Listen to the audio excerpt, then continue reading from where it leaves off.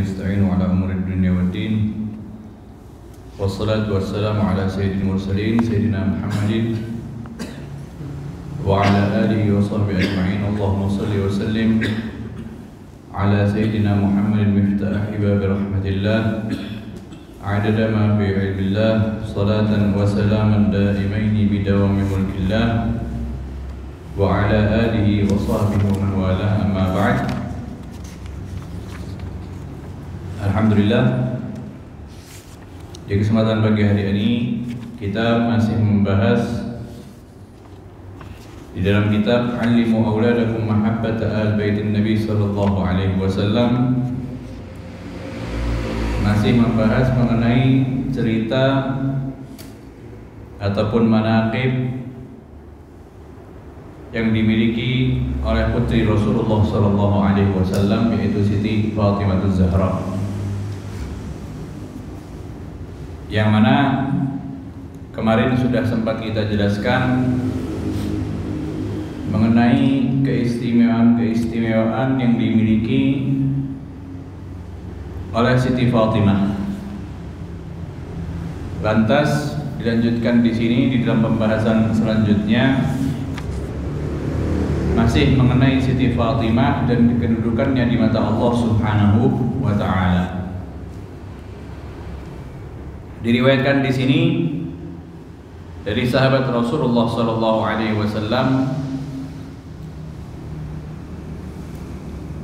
Hudzaifah, beliau meriwayatkan di sini, sa'alatni ummi mata ahduka bin Nabi sallallahu alaihi wasallam, fa qultu ma li bi ahdun mundu kadza wa kadza wa nalat minni, fa qultu da'ini ati Rasulullah sallallahu alaihi wasallam fa usalli ma'ahu al-maghrib wa as'aluhu an yastaghfira li wa lak, wa fa'ataitu an-nabiy sallallahu alaihi wasallam fa sallaitu ma'ahu al-maghrib.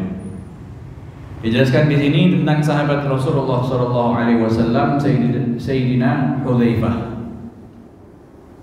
Beliau meriwayatkan di sini bahwa ketika itu ibuku menanyakan kepada diriku, kapan terakhir engkau berjumpa dengan Rasulullah sallallahu alaihi wasallam. Yang mana di sini Rasulullah sallallahu alaihi wasallam masih hidup. Ibundanya menanyakan kepada Hudzaifah, kapan engkau terakhir bertemu Rasulullah sallallahu alaihi wasallam? Maka Hudzaifah pun mengatakan kepada ibundanya, sudah beberapa lama ataupun beberapa hari aku tidak berjumpa dengan Rasulullah sallallahu alaihi wasallam, ataupun aku tidak mendatangi Rasulullah sallallahu alaihi wasallam. Maka ibundanya pun mendengarkan kabar itu dari putranya yang bernama Hudzaifah. Dirinya pun marah. Kenapa sampai beberapa saat ataupun beberapa hari putranya ini tidak berjumpa ataupun mendatangi Rasulullah sallallahu alaihi wasallam? Maka setelah itu Hudzaifah pun mengatakan kepada ibundanya, kalau begitu aku sekarang akan mendatangi Rasulullah sallallahu alaihi wasallam. Maka Hudzaifah pun sholat ketika itu bersama Rasulullah sallallahu alaihi wasallam, sholat maghrib. Dan tujuan Hudzaifah untuk meminta ampun dari Rasulullah sallallahu alaihi wasallam dikarenakan dirinya telah beberapa hari tidak menemui ataupun berjumpa dengan Rasulullah sallallahu alaihi wasallam. Dijelaskan di sini, fa shallaitu ma'ahu al-maghrib fa shalla hatta shalla al-isya. Hudzaifah pun salat bersama Rasulullah sallallahu alaihi wasallam salat maghrib, dan juga salat bersama Rasulullah sallallahu alaihi wasallam salat isya. Thumma intaqala fataba'tuhu fabainama nahnu fi tariqina 'arada lin-nabi sallallahu alaihi wasallam 'aridun fanajah. Thumma dhahaba fatabi'tuhu aidan fasami'a mashyati khalfahu faltafata ilayhi. Maka setelah melaksanakan salat isya bersama Rasulullah sallallahu alaihi wasallam, Rasulullah pun meninggalkan masjid dan diriku mengikuti Rasulullah sallallahu alaihi wasallam. Maka di perjalanan tersebut tiba-tiba ada seseorang yang ketika itu meminta pertolongan dari Rasulullah sallallahu alaihi wasallam. Dan di situ Rasulullah SAW pun berbicara dan juga menolong orang tersebut. Lantas melanjutkan perjalanannya dan Hudzaifah pun mengikuti dari belakang kemana Rasulullah SAW ataupun kemana tujuan Rasulullah SAW. Maka ketika Rasulullah SAW melanjutkan perjalanannya, beliau mengetahui bahwa ada seseorang yang mengikuti dirinya, yaitu Rasulullah SAW. Maka Rasulullah pun melihat ke belakang siapakah orang tersebut yang mengikuti Rasulullah SAW di malam hari itu. Maka Rasulullah bertanya, man hadza? Hudzaifah ibn al-Yaman. Rasulullah bertanya, siapa engkau ataupun siapa ini yang jalan di belakangku? Apakah engkau Hudzaifah ibn Yaman? Malaka ya Hudzaifah? Kenapa dirimu ini mengikuti diriku?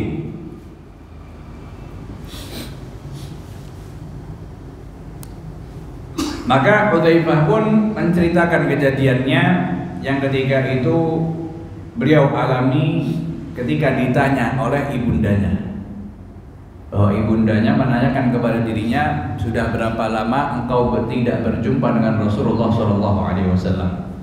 Dan Hudzaifah pun meminta ampun dari Rasulullah SAW atas kelalaian tersebut, bahwa dirinya sempat beberapa hari meninggalkan atau tidak bertemu dengan Rasulullah SAW.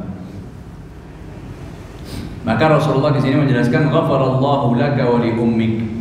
Semoga Allah Subhanahu wa taala mengampuni dirimu wahai Hudzaifah dan juga ibundamu.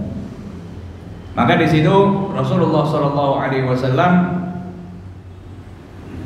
mengatakan kepada Hudzaifah, amma ra'aital 'arid alladhi 'arada li? Faqultu na'am ya Rasulullah. Apakah engkau tadi baru saja melihat diriku ada seseorang ataupun ada sesuatu yang minta pertolongan kepada diriku? Ataupun ada sesuatu yang ketika itu mendatangi diriku dan berbicara kepada diriku?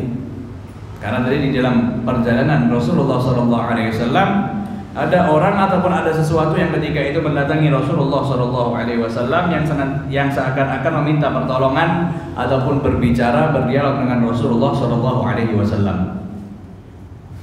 Maka Rasulullah pun bertanya kepada Hudzaifah, apakah engkau mengetahui ataupun melihatnya? Maka Hudzaifah pun mengatakan, na'am ya Rasulullah, aku mengetahuinya. Maka di situ Rasulullah SAW menjelaskan kepada Hudzaifah, dzalika malakun minal malaikah, bahwa sesuatu yang engkau lihat tadi baru saja wahai Hudzaifah, orang yang engkau lihat wahai Hudzaifah itu adalah malaikat Allah Subhanahu wa taala. Rasulullah jelaskan, lam yahbud ila ardi qattu qabla hadhihi lailah, yang mana malaikat tersebut belum pernah turun ke muka bumi ini selain tadi malam itu. Yang mana dijelaskan di sini, wa qad ista'dzana rabbi fi an yusallima alayya wa yubashshirani. Yang mana malaikat tersebut membawakan kabar gembira dari Allah Subhanahu wa taala, menyampaikan salam Allah Subhanahu wa taala kepada diriku dan membawakan kabar gembira kepada diriku bahwa annal Hasan wal Husain sayyida syababi ahli jannah, bahwa cucuku Sayyidina Hasan dan juga Sayyidina Husain, mereka berdua adalah pemimpin pemuda-pemuda surga. Wa anna Fatimah sayyidatu nisa'il alamin, sedangkan putriku Fatimah adalah pemimpin seluruh putri Hawa yang ada di muka bumi ini. Maka di sini di dalam riwayat ini yang diriwayatkan oleh Imam At-Tirmidzi yang menjelaskan tentang keistimewaan Sayyidina Hasan, Sayyidina Husain dan juga keistimewaan Siti Fatimah Zahra putri Rasulullah SAW, kedudukannya di mata Allah Subhanahu wa taala, bahwa Allah Subhanahu wa taala menjadikan putri Rasulullah SAW sebagai pemimpin perempuan-perempuan yang ada di muka bumi ini. Dijelaskan pula dalam hadis Rasulullah SAW yang diriwayatkan di sini hadis tersebut dari sahabat Rasulullah SAW Abi Musa al-Ash'ari yang dikeluarkan oleh Imam Al-Bukhari. Dijelaskan di sini Rasulullah SAW bersabda, "Kamulan minal rijali katsir wa lam yakmul minan nisa'i illa Maryam ibnati Imran wa Asiyah imra'at Fir'aun wa Khadijah binti Khuwailid." Dijelaskan di sini bahwa dari kaum laki-laki Rasulullah SAW mengatakan banyak dari mereka orang-orang yang memiliki kesempurnaan di dalam pemikirannya, di dalam segala halnya. Tetapi Rasulullah SAW menjelaskan bahwa tetapi dari kaum wanita tidak ada di kalangan mereka yang memiliki kesempurnaan seperti yang dimiliki kaum laki-laki, kecuali 4 orang ataupun 5 orang saja, 5 perempuan saja. Dijelaskan oleh Rasulullah SAW mereka perempuan-perempuan yang sempurna, yaitu Maryam binti Fir'aun, Imran, dan juga Asiyah imra'at Fir'aun, istri daripada Fir'aun, dan juga Khadijah binti Khuwailid, istri Rasulullah SAW. Yang keempat wa Fatimah binti Muhammad, dan juga putri Rasulullah SAW Siti Fatimah. Dan dijelaskan pula di dalam hadis tersebut keistimewaan Siti Aisyah istri Rasulullah SAW, wa fadlu Aisyah 'ala nisa ka fadli tsarid 'ala sa'ir ta'am, bahwa keistimewaan kemuliaan Siti Aisyah di antara kaum wanita-wanita yang lainnya diibaratkan oleh Rasulullah SAW seperti gambaran makanan.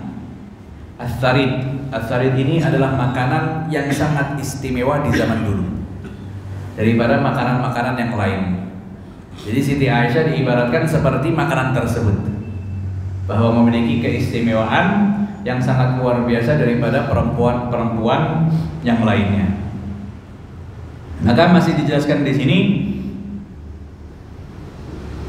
kalau kita lihat daripada hadis Rasulullah SAW tersebut bahwa tidak ada yang sempurna dari kaum wanita kecuali beberapa orang yang tadi disebutkan oleh Rasulullah SAW. Di sini Siti Fatimah adalah putri Rasulullah SAW yang mana dirinya dilahirkan dari istri Rasulullah SAW yang bernama Khadijah binti Khuwailid. Yang mana ketika Siti Khadijah melahirkan Siti Fatimah, usia beliau kira-kira hampir 50 tahun. Karena kita ketahui bahwa Rasulullah SAW menikahi Siti Khadijah ketika usianya sudah 40 tahun. Dan di situ Rasulullah SAW mendapatkan 5 anak, 3 perempuan dan 2 laki-laki. Wa kanat Sayyidatu Fatimah hiya ibnah ar-rabi'ah baina akhawatiha. Yang mana Siti Fatimah adalah putri yang terakhir, yang keempat, putri yang keempat yang dimiliki oleh Rasulullah SAW. Rasulullah memiliki 4 perempuan, 4 anak perempuan, yaitu semuanya dari Siti Khadijah, dan 2 anak laki-laki, salah satunya dari Siti Khadijah. Walaqad fariha biha Rasulullah SAW, dan Rasulullah pun di waktu kelahiran Siti Fatimah sangat gembira atas kelahirannya. Waqad kanat wiladatuha basyiru khairin wa fa'lan hasanan yawma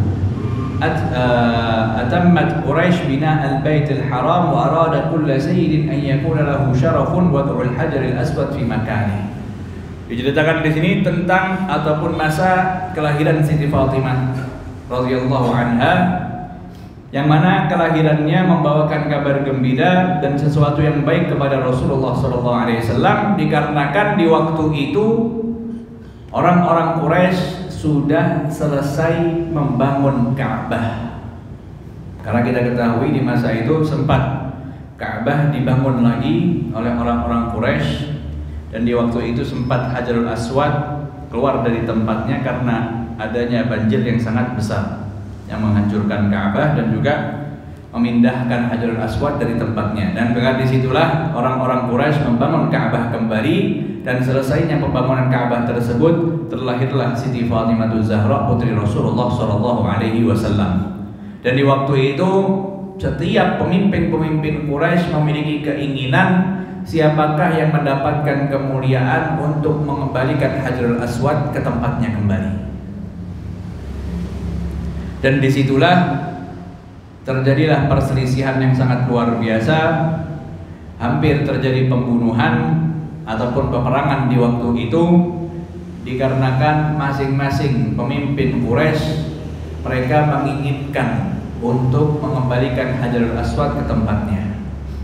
Sehingga di waktu itu mereka menyepakati hukum yang ketika itu telah ditentukan oleh salah satu orang yang mereka tuakan, bahwa barang siapa yang pertama kali masuk dari pintu ini, dialah orang yang akan mengembalikan Hajarul Aswad. Maka yang masuk ketika itu adalah Rasulullah SAW, dan mereka pun semua ridho atas apa yang akan dilakukan oleh Rasulullah SAW di dalam mengembalikan Hajarul Aswad.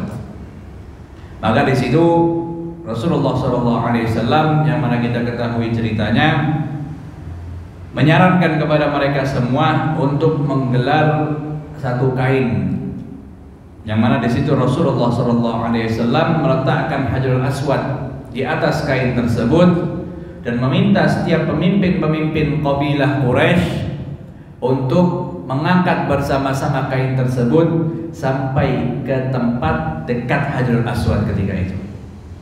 Maka mereka pun bersama-sama mengangkat kain itu, dan sesampainya di tempat yang mana harus diletakkan Hajarul Aswad, maka disitulah Rasulullah SAW mengangkatnya dengan kedua tangan Rasulullah SAW dan meletakkannya di tempatnya. Maka dengan ide ataupun cara Rasulullah SAW di dalam meletakkan ataupun mengembalikan Hajarul Aswad itu membawa ketenangan kepada seluruhnya. Karena Rasulullah SAW benar-benar mengikut sertakan seluruh pemimpin Quraisy di dalam memindahkan Hajarul Aswad ataupun mengembalikan Hajarul Aswad ke dalam tempatnya tersebut. Maka dengan itu fitnah yang ketika itu hampir terjadi, peperangan yang ketika itu hampir terjadi pun terbenam, tidak terjadi peperangan berkat ide ataupun cara yang ketika itu ditunjukkan oleh Rasulullah SAW yang sangat luar biasa di dalam mengembalikan Hajarul Aswad. Dan setelah itu Rasulullah SAW pun kembali ke rumahnya dan mendapatkan istrinya Khadijah telah melahirkan putri keempat, yaitu Siti Fatimah Zahra. Maka dari situ Rasulullah SAW pun sangat gembira dan mengambil kebaikan daripada kelahiran Siti Fatimah Zahra, dikarenakan di waktu itu selesainya terbangunnya Ka'bah Al-Musyarrafah, dan di waktu itu selesainya fitnah yang ketika itu hampir terjadi di antara kaum ataupun kabilah Quraisy di waktu tersebut. Dijelaskan di sini pula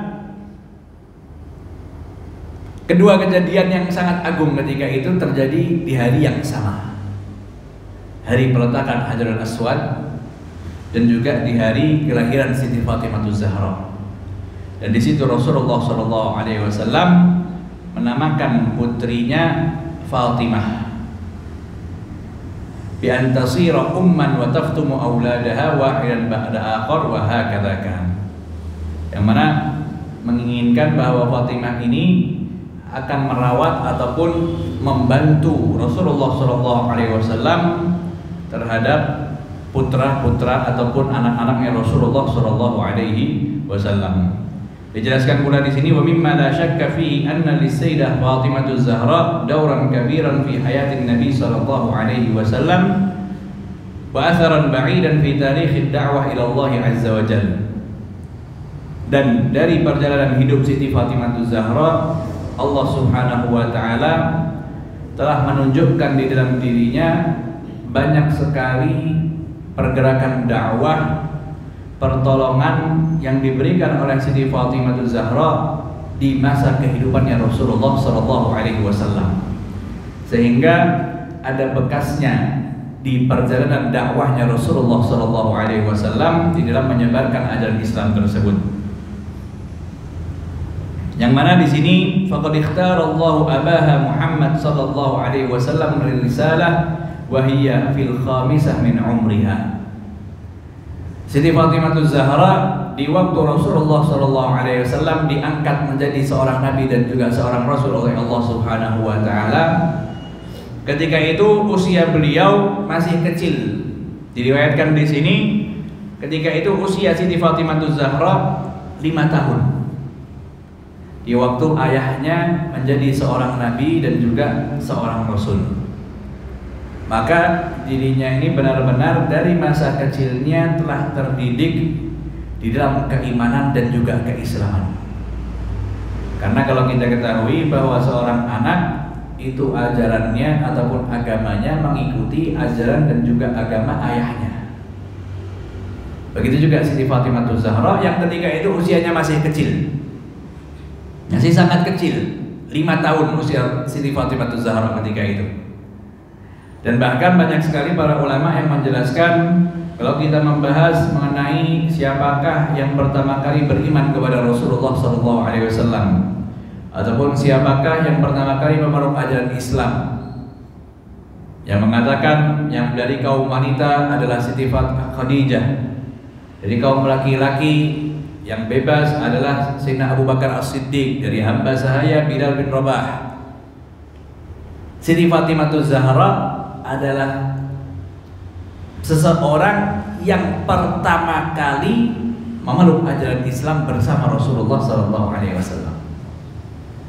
Karena ketika Rasulullah SAW diangkat menjadi seorang nabi dan juga seorang rasul, membawa ajaran Islam, secara otomatis anaknya yang belum tamyiz yaitu Siti Fatimah Zahra pun mengikuti apa yang diajarkan ataupun apa yang dianuti oleh ayahnya. Jadi sebelum Siti Khadijah mengetahui tentang Islam, secara otomatis Siti Fatimah Zahra lah yang pertama kali memeluk ajaran Islam. Keislamannya bersama dengan keislaman Rasulullah Shallallahu Alaihi Wasallam. Beliau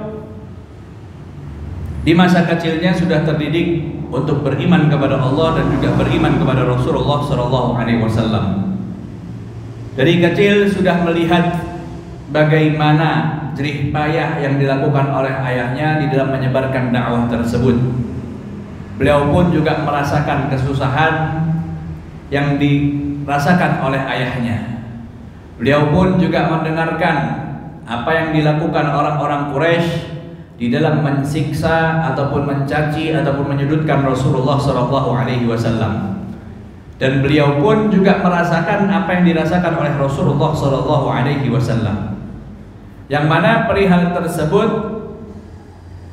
pasti menyakiti, pasti membuat sedih hati putrinya yaitu Siti Fatimah Zahra, yang memiliki kecintaan, kasih sayang yang sangat luar biasa kepada ayahandanya. Sampai-sampai Siti Fatimah Zahra ini memiliki julukan yang sempat kita bahas pula di awal cerita tentang Siti Fatimah Zahra. Beliau dijuluki dengan julukan Ummu Abiha, ibu daripada ayahnya sendiri. Siti Fatimah Zahra adalah putri Rasulullah SAW, tetapi beliau memiliki kasih sayang, kecintaan yang sangat luar biasa, perhatian yang sangat luar biasa kepada ayahnya.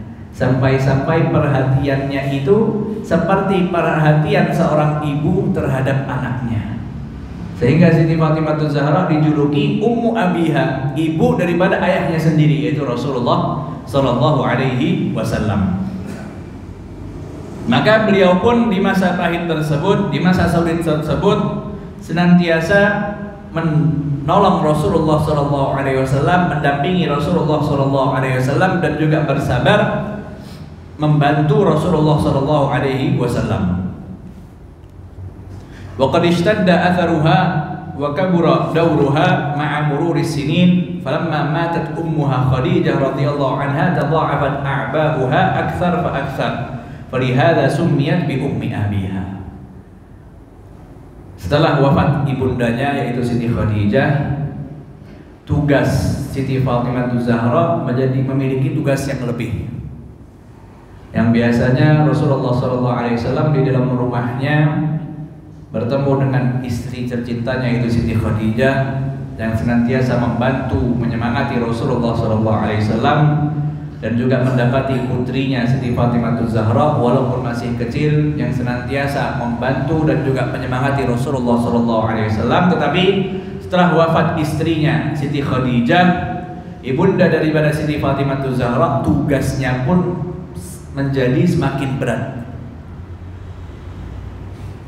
Sehingga sebagaimana yang tadi kita jelaskan, Siti Fatimah Zahra senantiasa memiliki perhatian yang sangat lebih kepada Rasulullah SAW dan juga kasih sayang yang sangat lebih kepada Rasulullah SAW, sehingga dijuluki dengan julukan Ummu Abiha, ibu daripada ayahnya sendiri.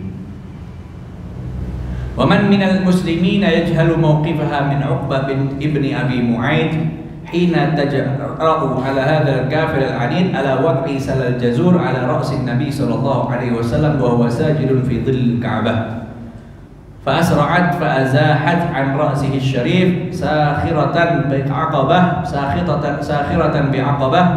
mutahaddiyatan ghirdatuhu wa jabaratuhu wa kullu man kana ma'ahu yu'ayyiduhu fil kaidi wal adari nabi sallallahu alaihi wasallam din Nabi alaihi salatu wassalam. Dan kita bisa lihat salah satu peristiwa yang pernah dialami oleh Siti Fatimah Zahra bersama ayahandanya yaitu Rasulullah sallallahu alaihi wasallam.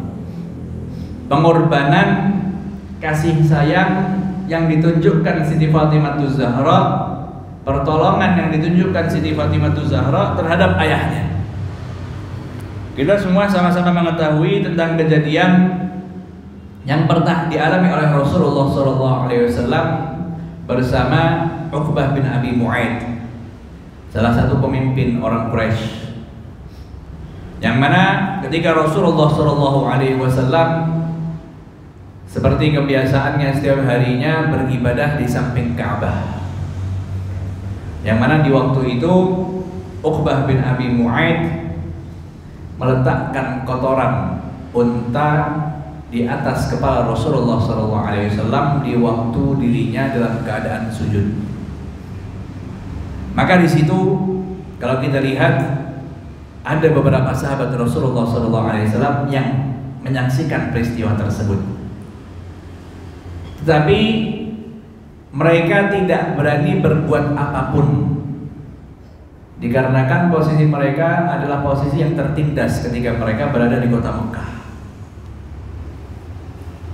Tetapi yang berani, yang bergegas untuk menghilangkan kotoran yang ketika itu ada di kepala Rasulullah SAW adalah putrinya sendiri yaitu Siti Fatimah Zahra, yang mana dirinya bergegas menghilangkan kotoran tersebut dari kepala ayahnya, seakan-akan menantang keberanian kekuasaan yang dimiliki oleh Uqbah bin Abi Mu'aid. Para sahabat yang lain tidak berani, tapi Siti Fatimah Zahra putri Rasulullah SAW berani untuk melakukan itu, walaupun di hadapan pemimpin-pemimpin Quraisy yang lainnya ketika itu yang menertawakan Rasulullah SAW dalam keadaan seperti itu. Peristiwa yang lain lagi, hadhihi sayratul 'azimah yatamathalu fiha juz'un kabir min tarikh ad-da'wah al-islamiyah.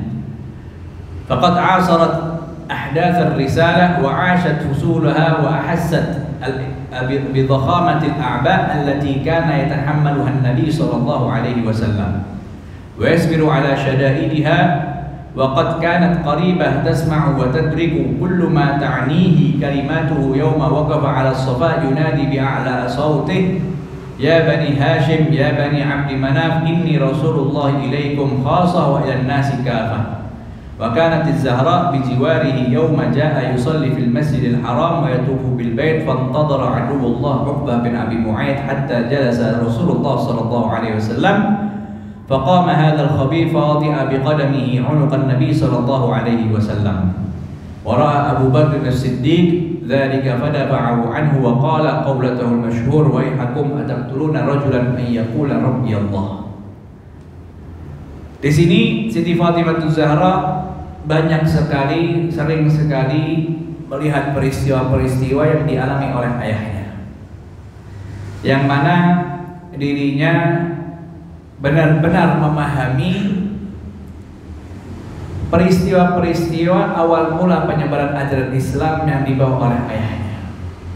Bagaimana kesulitan yang dialaminya, bagaimana kesusahan yang dialami oleh Rasulullah SAW, bagaimana cacian, makian, godaan ataupun siksaan yang dialami oleh Rasulullah SAW dan juga bersama para sahabat yang lainnya. Di situ senantiasa Siti Fatimah Zahra mendampingi Rasulullah SAW dan mengetahui dan juga merasakan yang dirasakan oleh ayahnya yaitu Rasulullah SAW. Siti Fatimah Zahra mengetahui di waktu Rasulullah SAW menyampaikan ajaran Islam yang pertama kali secara terang-terangan. Di waktu Rasulullah SAW berada di Bukit Safa, yang mana di situ Rasulullah SAW mengumpulkan keluarganya dan juga penghuni kota Mekah yang lainnya, yang menjelaskan kepada mereka semua bahwa diriku adalah Rasulullah SAW, utusan Allah kepada kalian semua. Dan Siti Fatimah Zahra melihat dan juga mendengar ucapan-ucapan orang-orang Quraisy ketika itu yang menolak kedatangan Rasulullah SAW, kedatangan ajaran yang dibawakan oleh Rasulullah SAW. Siti Fatimah Zahra juga yang waktu itu bersama Rasulullah SAW di waktu Rasulullah melaksanakan ibadah sholat di Masjidil Haram, yang kalau tadi Uqbah bin Abi Mu'aid meletakkan kotoran di kepala Rasulullah SAW. Siti Fatimah Zahra pun juga pernah melihat ayahnya ketika dalam keadaan sholat, Uqbah bin Abi Mu'aid lagi, yang ketika itu meletakkan kakinya menginjak kepala Rasulullah SAW di waktu dirinya dalam keadaan sujud. Yang mana di situ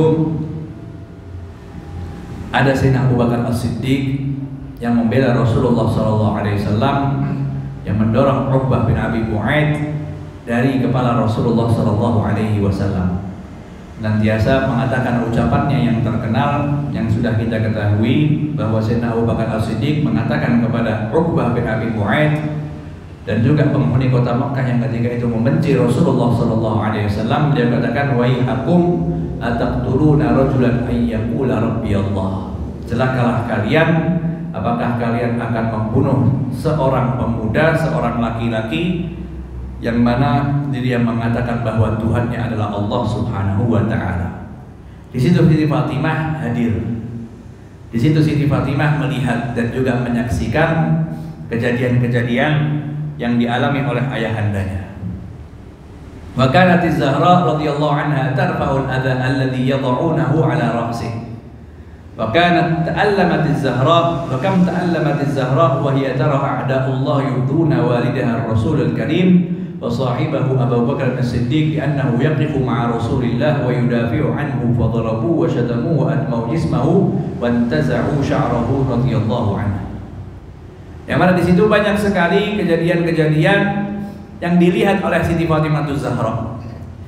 Kesusahan ayahnya di dalam menyebarkan ajaran Islam, apa yang diterima oleh ayahnya daripada penghuni-penghuni Mekah, bagaimana mereka menyakiti, menyiksa dan juga mengganggu Rasulullah SAW dan juga mengganggu sahabatnya Sayyidina Abu Bakar As-Siddiq.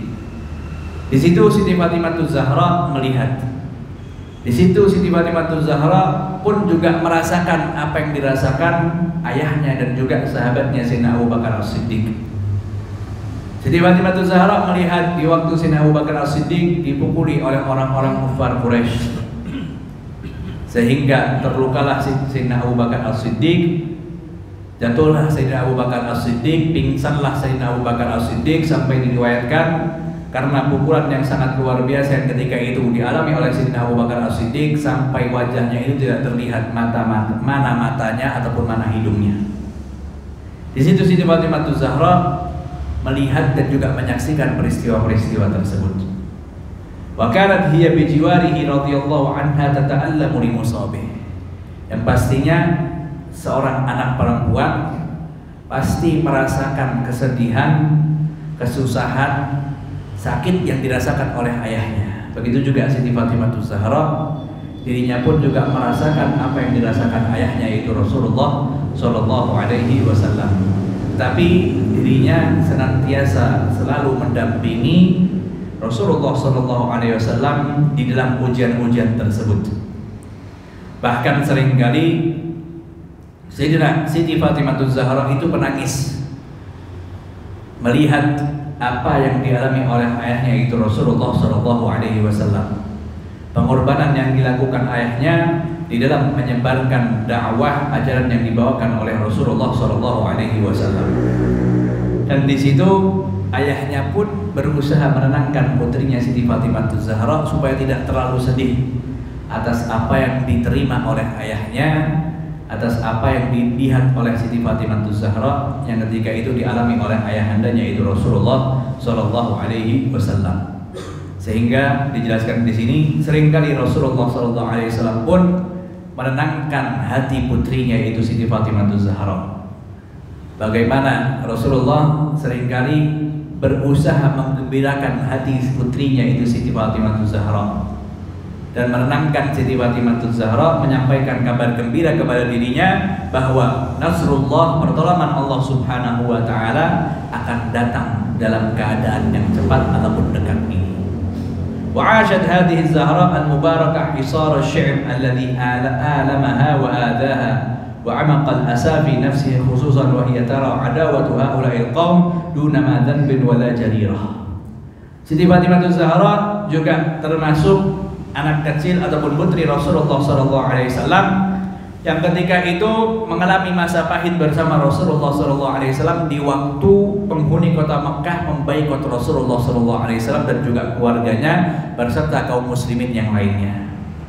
Di Syi'ib Bani Hashim kurang lebih 3 tahun Rasulullah SAW ketika itu diboikot di tempat tersebut, yang mana pemboikotan itu tidak ada dasar kesalahan yang dimiliki oleh Rasulullah SAW. Di situ putrinya pun menghadiri masa-masa pahit itu.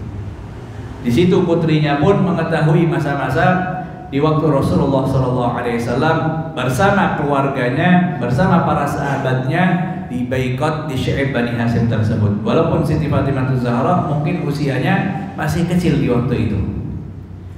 Wa maridat Sayyidatu Fatimah Zahra anha dakhilu Syi'ib. Dan Siti Fatimah Zahra karena masih kecil, beliau termasuk orang yang sakit di waktu Rasulullah SAW dan juga keluarganya dihisar ataupun diboikot di Syi'ib tersebut. Dijelaskan di sini, di waktu itu pernah Siti Fatimah Zahra sakit, dan banyak juga keluarga-keluarga Rasulullah SAW, khususnya dari kaum wanita, yang ketika itu sakit di masa hisar ataupun pemboikotan yang dilakukan oleh penghuni kota Mekah ketika itu, dikarenakan tidak boleh melakukan pertolongan apapun kepada Rasulullah SAW. Tidak boleh melakukan jual beli, tidak boleh memberikan makanan, tidak boleh memberikan minuman, tidak boleh menikahkan satu sama lain. Sehingga diriwayatkan dalam sejarah tersebut, di masa pemboikotan itu sahabat Rasulullah SAW kalau meriwayatkan kotoran yang dikeluarkan itu hampir sama dengan kotoran kambing. Karena apa? Karena mereka memakan dedaunan seperti kambing, tidak seperti manusia biasa. Itu yang dialami Rasulullah, para sahabat Rasulullah SAW, dan Siti Fatimah Zahra ketika mereka semua diboikot oleh penghuni kota Mekah. Walaupun berdirinya masih kecil, Siti Fatimah masih kecil, beliau pun sabar. Beliau sakit di masa itu, dan beliau pun benar-benar sabar atas apa yang dilakukan oleh orang-orang Quraisy, kezaliman yang dilakukan oleh orang-orang Quraisy kepada mereka semua.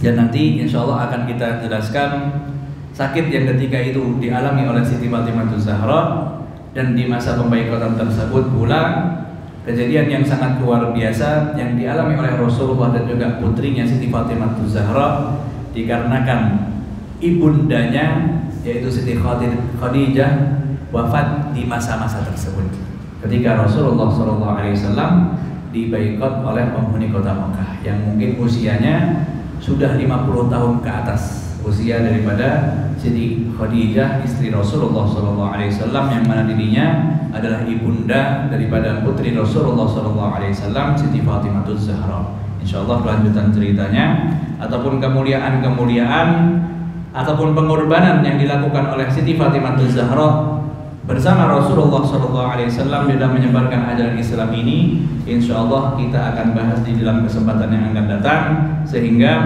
kita pun bisa mencontoh, kita pun bisa menceritakan kepada keluarga kita bahwa perempuan yang masih kecil ini memiliki pengorbanan yang sangat luar biasa di dalam penyebaran ajaran Islam, yang mana insyaallah pun akan dijelaskan di sini manaqib ataupun keistimewaan yang dimiliki oleh Siti Fatimah Zahra, yang mana kita bisa terapkan ataupun ceritakan kepada istri-istri kita, anak-anak kita, supaya mereka benar-benar mencontoh putri Rasulullah SAW yaitu Fatimah Zahra. Allah.